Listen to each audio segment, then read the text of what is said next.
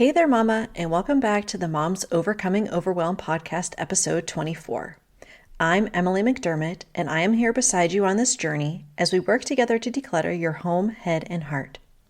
Last week in episode 23, we spoke about the 3 things you need to stop doing if you don't want to be drowning in clutter. I'd encourage you to listen to the full episode, but if you want a quick summary, here you go. If you want to stop decluttering all the time, stop buying stuff you don't need. I hope that my tough love wasn't too tough and you have been taking a moment to pause and question your motivations before handing over that credit card at your favorite retail stores. Today's episode is all about the questions we ask ourselves when deciding whether to declutter something. Marie Kondo made this type of questioning popular with her favorite question, does it spark joy? While this may work for some items, I personally don't think it's a very helpful litmus test for deciding what to keep and what to toss. So today, I'm sharing 4 questions that I use regularly in my own decluttering practice that will help you declutter more effectively. So, what do you say? Grab that notebook and pen, and let's dive into today's episode.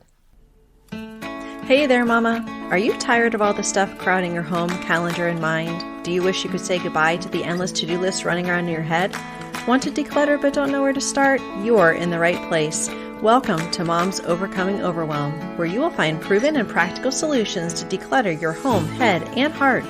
Hi, I'm Emily, a wife, boy mom, and simplicity seeker.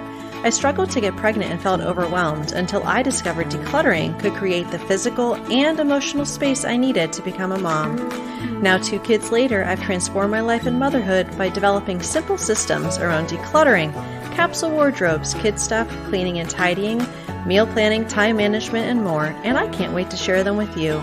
If you're ready to reclaim the time and energy you crave, be present with your kids, and finally enjoy the life and motherhood you so deserve, let's kick overwhelm to the curb, shall we? Grab your lukewarm coffee, your notebook and pen, and clear off some counter space. Let's do this. Today's featured 5-star review is from RF Lawyer Mama. She writes, I love how Emily speaks directly to what I'm struggling with and gives me easy to implement strategies to start attacking my clutter, mind, and home. This is the podcast for you if you're sick of being overwhelmed with stuff and a busy mind. Thank you for your kind review. If you are benefiting from the podcast but need a little more personalized help, I have great news. Between February 16th, 2023, when this episode airs, and February 20th at midnight Eastern Time, if you leave a rating and written review in Apple Podcasts and take a screenshot of it before you submit it, sending it to me at Simple by Emmy either on Instagram or Facebook, you will be entered into a drawing for a free 1-hour coaching session with me, valued at $47. This decluttering session will tackle your biggest decluttering pain point, and we will work through it together, and I'll be following up with you for 2 whole weeks. So go ahead and check out the show notes for more information. Okay, let's dive into these 5 questions. If you are like me and the does it spark joy question doesn't really help your decluttering efforts because you either feel like everything does or nothing does, then I really hope these questions will help you. These aren't your normal, do I need it, use it, and love it questions, although those do have their place. These get a bit deeper into our motivations for keeping something in the first place and the mindset blocks that may be making decluttering more difficult for us. By the way, I have 2 free resources that you can check out if you want to dive even deeper into this topic. The first is 50 Questions Minimalists Ask. And even if you don't consider yourself a minimalist, that's okay. These are 10 questions broken into 5 categories, which include intentional living, before you purchase something, clutter-busting questions, calendar clutter, and mental clutter. The second resource is a workbook I created all about 5 mindset shifts to help you let go of clutter. The details for both can be found in today's show notes. Question number 1 is, does this support my current self in my current season of motherhood and life? This question is really directed at aspirational clutter, which we spoke about at length in episode 10. There is likely a lot that has changed since you've become a mom. The way you look, the way you spend your time, the hobbies you enjoy, the clothes you wear, and so forth. We spend so much of our time wishing for a body that was 10 pounds and 2 kids ago, or an aspirational future where we have time to read all the books and do all the scrapbooking or sewing or crafting or whatever hobby has been gathering dust in the one room, which used to be the craft room, which is now the doom room, where we hide all of our mess. We have to be realistic about whether what we own supports our current self or makes us feel bad about what we aren't and what we don't have. If you are surrounded by clothes that don't fit you and hobbies you never have time to do, you likely don't feel very good about yourself or your life. This question is one of accepting the season of motherhood and life we are in right now, as we are, and having what we own reflect that. Moving right along to question number 2. Would I buy this again, as it is, if I didn't own it already? Now this gets to the heart of 2 mindset blocks about our clutter. One is how much we paid for something, which I talk about in episode 9. We talked in episode 4 and episode 9 about the endowment effect, which is the idea that we assign more value to things simply because we own them. But this also means that people are more likely to keep something they own rather than to buy the same object when they do not own it.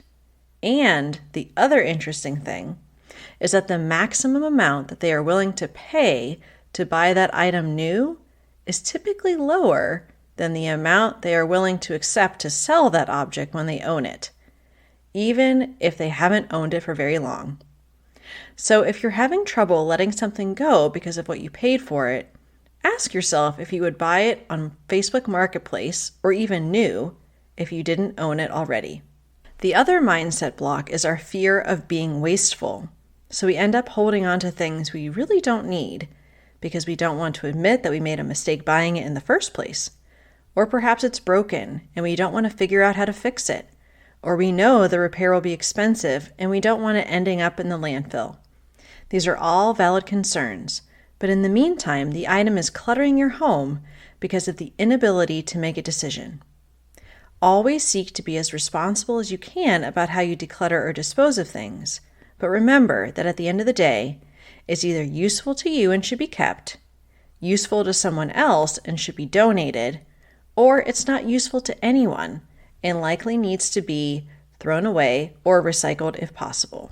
Question number 3 is, does this represent a wound or a scar? Now, this has to do with sentimental, emotionally charged items that have memories attached to them. Perhaps it is something from a deceased loved one, or a love letter from an ex, or the onesie that you got for a baby who you never got to hold in your arms. If you take that item and hold it in your hands, ask yourself, what emotional weight is it taking up in your life? And if there is pain there, have you processed it or is it still fresh? If it is a wound, you need to hold on to it as you process your pain and grief. But if it is scar, can you finally let go? I'm going to link to a blog post I wrote about this topic because it's important that we work slowly through the items with a lot of emotional attachment. But I hope this question helps you look at these items in a new way. Question number 4 is a strange one perhaps, but very powerful. How would I feel if this item spontaneously combusted? This question comes from the minimalists, and I love it because it gets to the heart of whether the item makes you feel free or burdened. If you have been holding on to something out of obligation or guilt, like a family heirloom you don't know what to do with, or something you feel like you should have but never use, the answer to this question will likely be, I would feel relieved. And if that's the case, I would recommend that you think about getting it out of your home. Listen to episode 14 if there is family pressure around keeping something. But remember, you are the one living in your home, not your great Aunt Sally who wants you to keep your grandmother's vase. Okay, finally, we have a quick bonus question. If I moved across the country next month, would I take this with me? If you wouldn't pay to have it packed up and moved, why are you keeping it in your house? And just because you have the space in your house, Remember, clutter is stealing our time and energy and so much more because of us having to maintain the object. And Mama, you have much better things to do. So to recap, does it spark joy isn't my favorite question to ask when it comes to decluttering. The questions that I talked about today really get to the heart of the mindset blocks keeping us from decluttering those more difficult items. They are, number 1, does this support my current self in my current season of motherhood and life? Number 2, would I buy this again as it is if I didn't own it already? Number 3, does it represent a wound or a scar? Number 4, how would I feel if this item spontaneously combusted? And bonus, number 5, if I moved across the country next month, would I take it with me? I hope this episode blessed you. If so, please share it with a friend and feel free to join my free Facebook group at tinyurl.com/Moms Overcoming Overwhelm. Next week, I'll be bringing you a very special conversation with Elise Rooney from the podcast, The Wholesome Mama. I'll see you next week. Bye for now. If you like today's podcast, here's what you can do. Just take 30 seconds to leave me a review. I know you're a busy mama. You're overwhelmed, in fact. But 30 seconds of your day makes such an impact. I'll be blessed by your words. They'll definitely make my day. And who knows, you might be entered for this month's giveaway. In Apple Podcasts, scroll down to write a review. Thanks so much for your time. I'm so grateful for you.